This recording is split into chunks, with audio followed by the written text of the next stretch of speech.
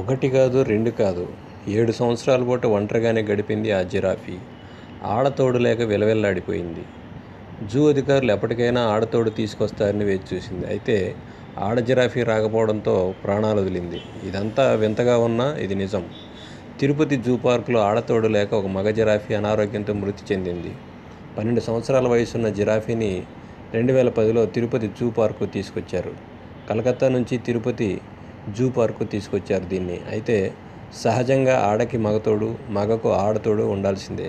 కానీ ప్రస్తుతం ఆ తోడు కాస్త 7 సంవత్సరాల పాటు దొరక్కపోవడంతో అనారోగ్యంతో జిరాఫీ మృతి చెందిందని జూ సిబ్బంది చెబుతున్నారు.